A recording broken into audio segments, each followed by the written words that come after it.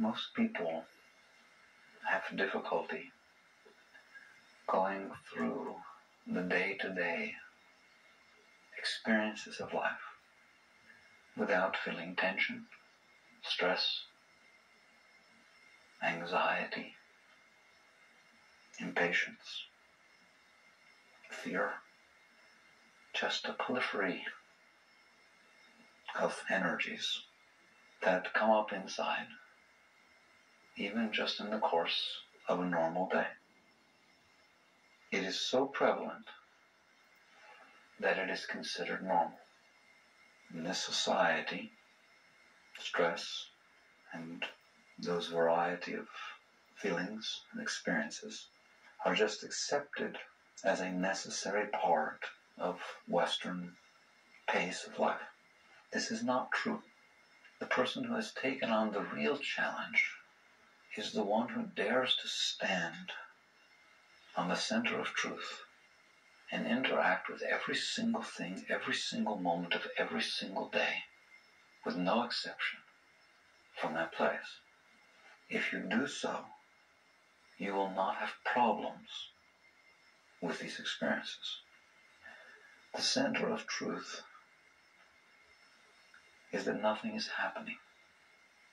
The commotion, the disturbance, the melodrama are being created by you. You're sitting on a planet in the middle of nowhere.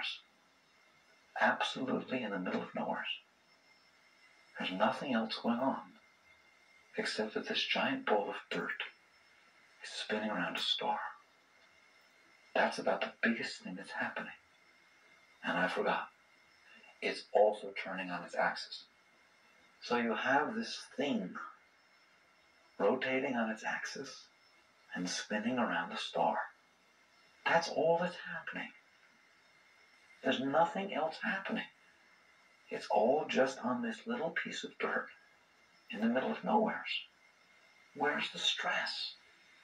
Where's the impatience? Where's the tension? Where's the fear? Where's the anxiety? Where's the insecurity? Where are these things? When the reality is that it goes on forever in every direction. You can shout as loud as you want. Nothing hears you. It's just infinite. Now, though that should be a spiritual truth, because it's very deep, it's not. It's the truth. Even non-spiritual people know about that one. Everybody understands that they are sitting on a planet in the middle of nowhere, spinning around one out of a billion stars in one galaxy, and there's billions of galaxies. How do we get off making a melodrama out of this? How can it be this hard?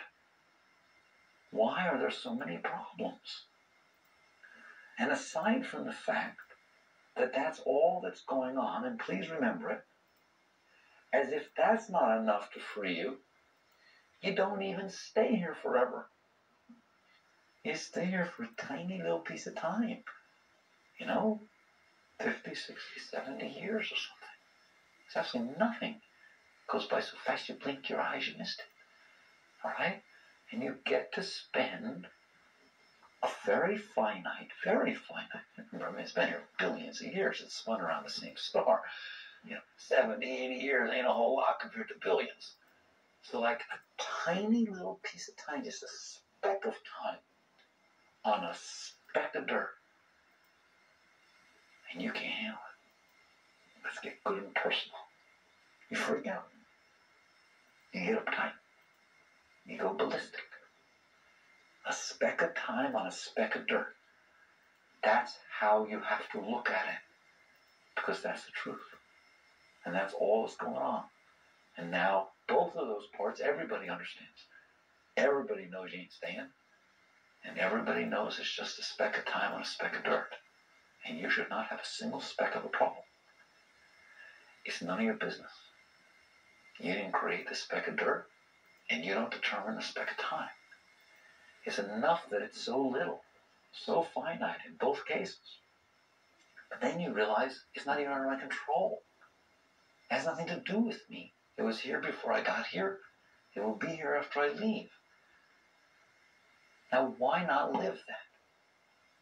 Why not take that absolute truth and bring it into every moment of every day of your life? Then whatever happens is just what happened during this speck of time on this speck of dirt. It's not such a big deal. It's okay.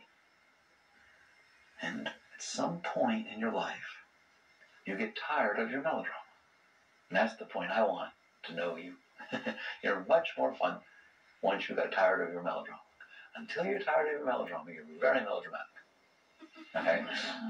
That's the way it goes. You're just going to be getting into this melodrama, and you're going to try to suck everybody else in with you, aren't you? All right? So, at some point, you realize, I make of my life what I make of my life. It's the speck of time on the speck of dirt. Don't want to be happy, don't want to be sad. Don't want to love people, or do I want to have friends and not friends, and disharmonies and all this kind of stuff. Don't sit there and tell me it has nothing to do with you. It has everything to do with you. You can, to quote a phrase, coin a phrase, love your enemies. Not because you're supposed to, just because they're fun. Right? They're like, why do people put pepper on their food? That's like, an enemy. Somebody's mean to you. Somebody has mean things to say to you. Somebody's down on you. Somebody thinks you're ugly. They can't stand to be around you. All right? That brings up different energies. It gets the Shakti flowing. And what do you want? Everything to be sugar? You got yin and yang going here. You got to balance all this stuff. You all learn to eat that way. Why can't you learn to live that way? There's nothing wrong with anything. It's all just experiences that are happening during this little speck of time on this speck of dirt. If you think you can control them, you still got a whole trip to go out there and realize it's none of your business how other people are. It's just absolutely none of your business. If somebody has the tendencies within themselves to be a certain way, and you decide you don't want them to be that way, you're in big trouble. Because you can, from the outside, make them be any way you want. Maybe. It's a lot of work. If you haven't caught on, it's a lot of work. But you didn't change anything. Nothing changes from the outside. Absolutely nothing. Nothing ever changes from the outside, does it? It's got to change from its roots. It's got to change from its structure. It's got to be real. And if you just go there and do something manipulative to get something to change on the facade, you're going to have to keep it that way forever. Your full-time job. Forget it. Don't even go to school. Just sit there and keep that person the way you want them. Because the minute you walk away, they're going to be the way their tendency tells them to be, aren't they? Have you seen people's tendencies and how strong they are? I hope you have.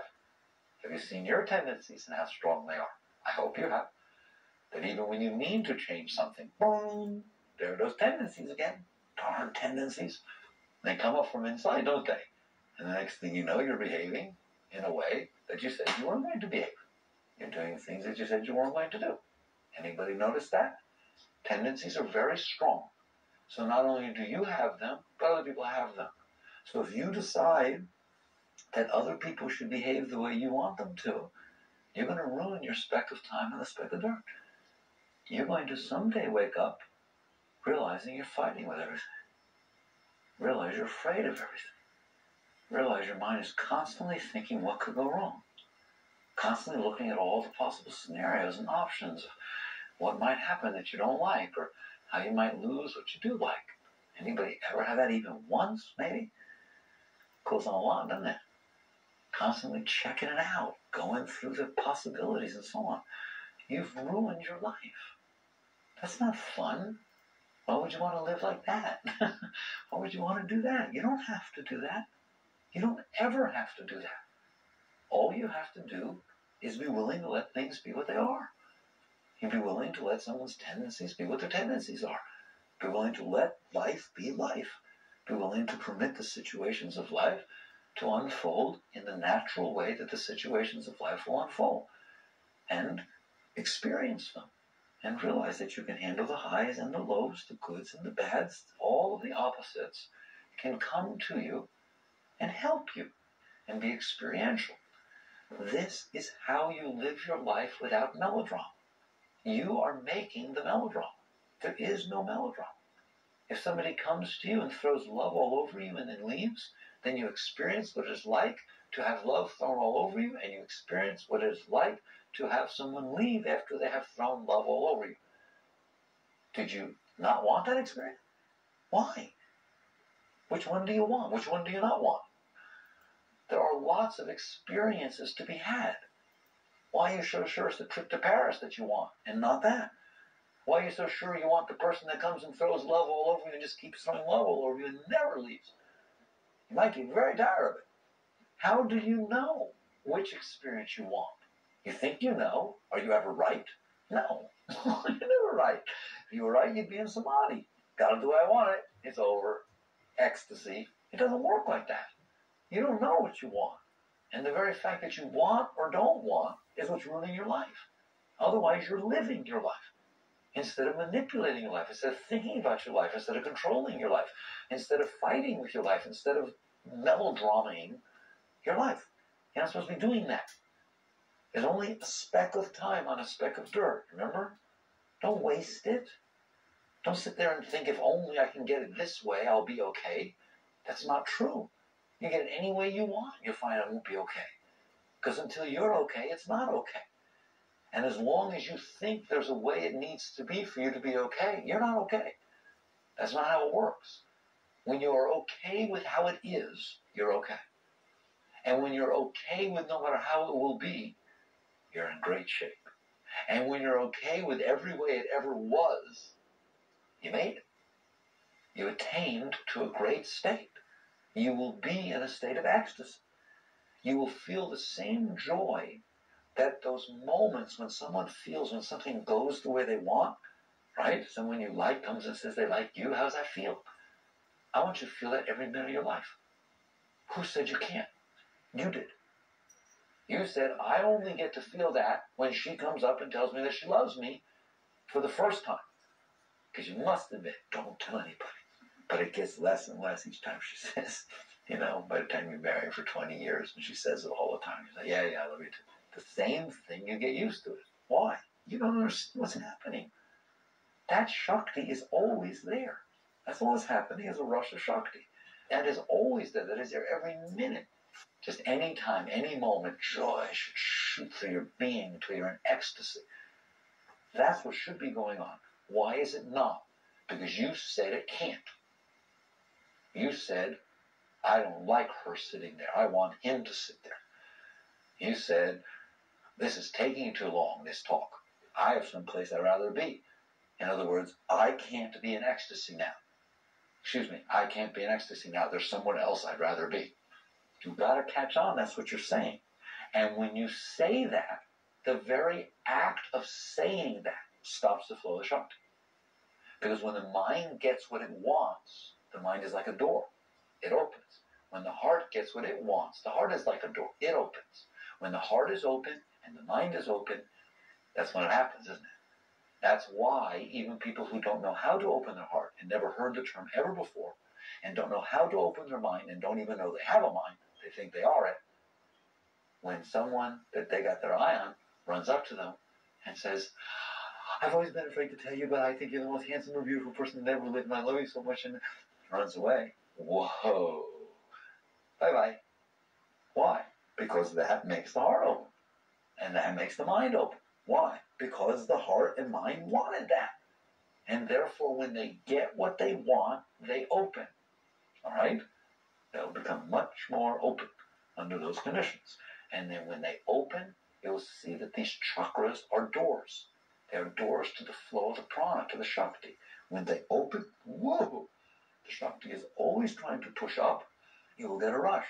If that person comes back and says, just kidding, not. All right?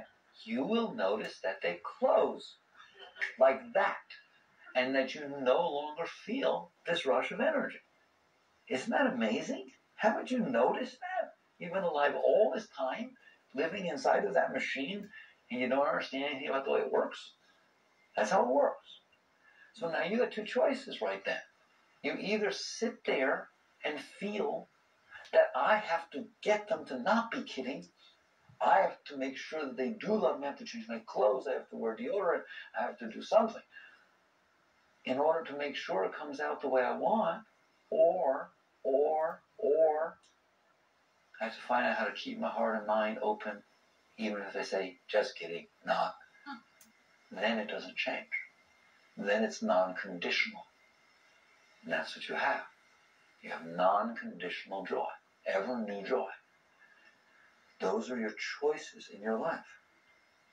You either spend your will controlling, wishing, hoping, manipulating, fighting, struggling, so that once in a while you get a rush, or you spend your will fixing, healing, opening your being so that you always get a rush.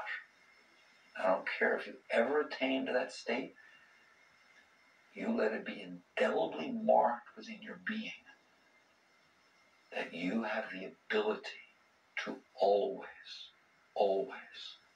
be in that state. And the only reason you are not is because of you. Because you are creating a melodrama. It has nothing to do with anyone else. Krishna used to say, helter skelter, come with me. All right? Whatever comes. What's it got to do with me? I'm doing my speck of time on my speck of dirt. And this is just what happens. This is what came next. And it's fine. And if you can't handle it, there's something wrong with you. There's never anything wrong with anything else. It's just, this is what I'm unfolding now. So basically, your work is in here. Your work is on your doors. Your work is on yourself. And to the extent that you're willing to stand on that truth, so now we've done 3 truths, which are absolute. The speck of time, the speck of dirt, and the fact that every single problem you have is self-generated. Every single problem that you have is self-generated. You say, no, you don't understand. I had this car and I really liked it and someone stole it and I can't find it. It can't be replaced. You don't understand. Like no amount of money can replace it. It was like one of a kind. And melodrama. You want to do that? Do it. You want to ruin your life? Ruin your life. You want to sit there and enjoy this car when it's there? Enjoy it when it's there. Don't renounce. It's there. Enjoy it. When it's gone, enjoy that it's gone. But it bothers me. Enjoy that it bothers you. Enjoy the experience of the experience, no matter what it is. If your heart is pouring wide open, going out towards somebody, enjoy what it feels like to be in love.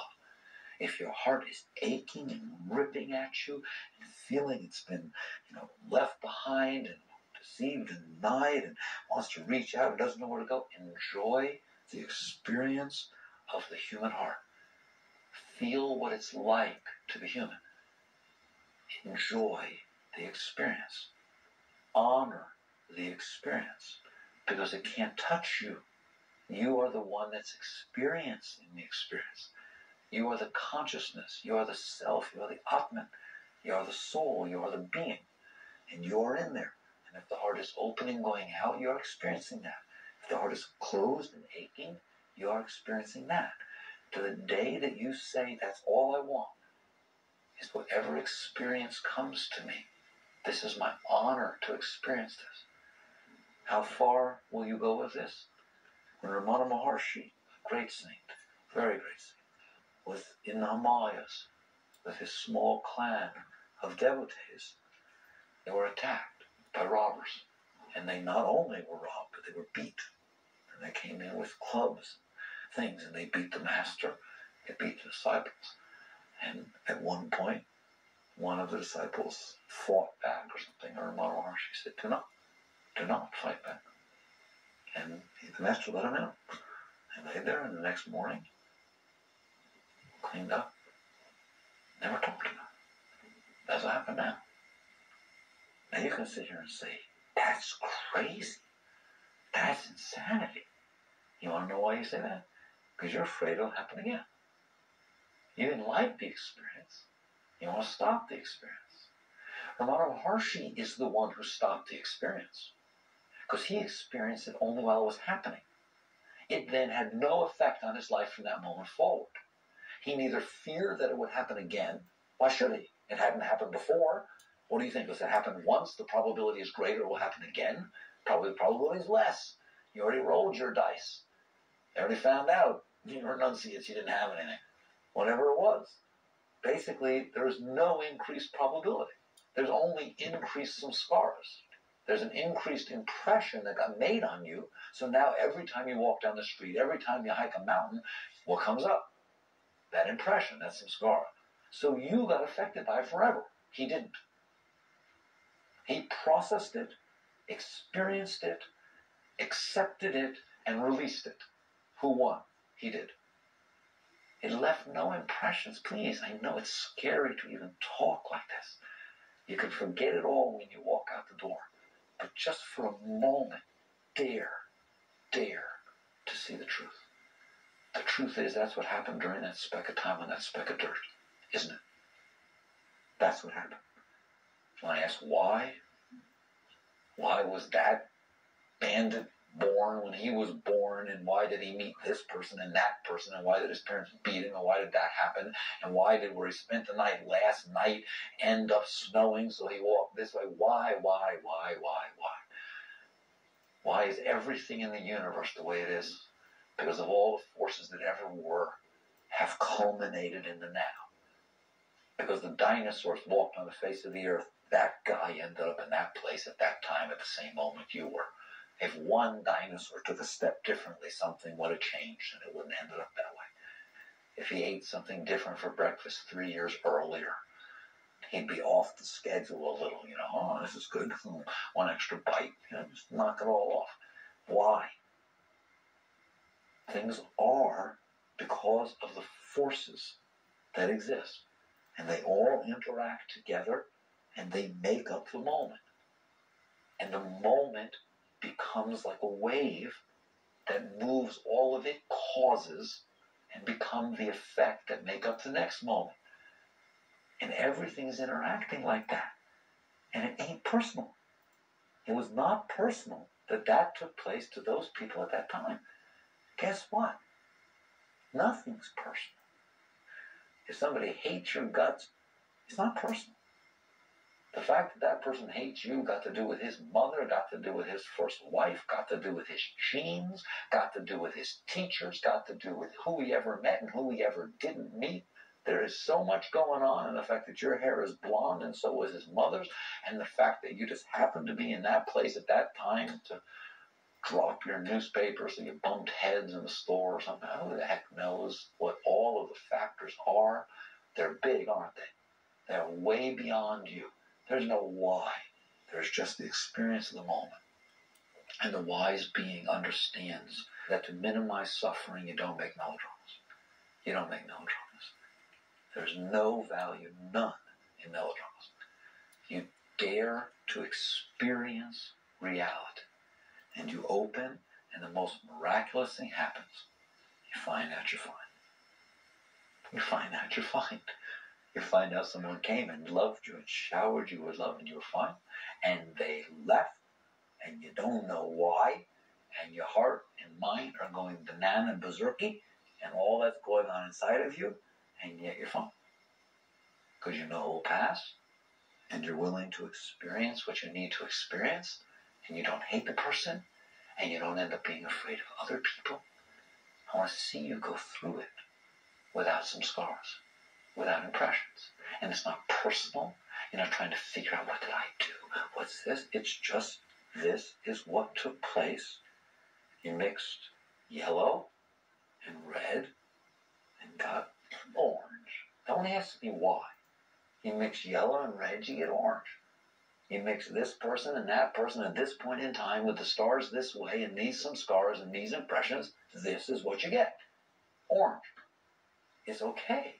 And to the extent that you're willing, really willing, to face the music and dance with life, you will never have another problem as long as you live. Because you stop defining life as a problem. And you stop defining this is preferred and that is not preferred. It's so simple. But no one will do it. They all think that if they get it this way, they won't have any more problems. But they create every melodrama and every problem that ever lived in trying to get it that way. Remember that third Zen patriarch? The great way is not difficult for those who have no preferences. The great way is not difficult for those who have no preferences. So your path is your openness. Your path is your surrender. Your path is your acceptance. If you are creating melodrama, and we do, you will suffer. And then you will blame the suffering on other people, other experiences, and it will look like that's what's happening. It's not. It is because you set up that preference that you carried this with you. So your path will be as rapid as your willingness to live the truth. Don't sit there and tell me I'm growing too slow, I don't see any changes. That's because you're holding on. It's because you've let parts of it change. But I'm keeping this. I have the right. That's what I want to see. I want to see where you have the right to make yourself miserable. People do that. I have the right to be unhappy. You don't know what happened to me in my life. I have the right to be unhappy. I have the right not to trust people. You should see what's happened to me. You want the right to be miserable? Have fun. You want the right to be closed? You got the right. You got the right to do whatever you want. If you want to know what else? You have the right to be open. You have whatever right you want. Why do you want the right to be unhappy? Why do you want the right to not like somebody? You should see what they did to me. I have the right. I'm justified. Why do you want it? All it does is destroy you. Give up your rights. Let truth be right. Truth is right. God, do to me what you want. It's all just creation anyways. Bring to me what you want, and you will find that you have fun. I don't understand. People, they go to these fairs and Disney World and different things like that. It's not like every single ride is fairyland. They really got, some scary things. It's not like everybody wants to just have everything sweet and everything all one way. That doesn't look like that. It's very important. All right? Just wake up in the morning and realize, I woke up on a planet in the middle of nowhere. What a funny place to be. And put your head down at night and say, it spun around on its axis again. Now it's not facing the sun where I am. I think I just close my eyes and go to sleep. And you wake up in the morning, you know what happened while you're sleeping? It's kept spinning.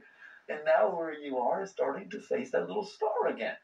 Ever think about that? Please think about that. Please think about that. And then when you see that star straight up ahead, remember, all it did was spin towards straight off. And then it's going to spin, and that's all that's happening. All right? As the world turns. I just thought that was a really poignant name for one of those melodramas. As the world turns. All that's going on as the world turns. Whoa, that is weird. So, this is your choice. Please accept this choice. You're making your own life. You make your own bed, and then you lay in it. If you want to be happy, you can be happy. If you want to have fun, you can have fun all the time. Don't cop out all the time. Just start watching when you close, and you will find that all your tension, that's where we started, right? Tension, all the stress factors are because you are closing to the energies that are coming at you. If you resist and close, it creates tension. That's what tension is. It is you who decides in every experience in life. Dare to look at it. When you resist, you are unhappy. It creates stress and disturbance. When you accept, you're open. And it's beautiful. Somebody sits there and wants to go on a picnic, and it starts raining. To one person, it ruins their day. To the other person, they run out there and play in the rain and decide to do something else, all right? And they have fun with it. Why? Because they accepted it. Somebody else resisted it. It is your choice. So you work on these things.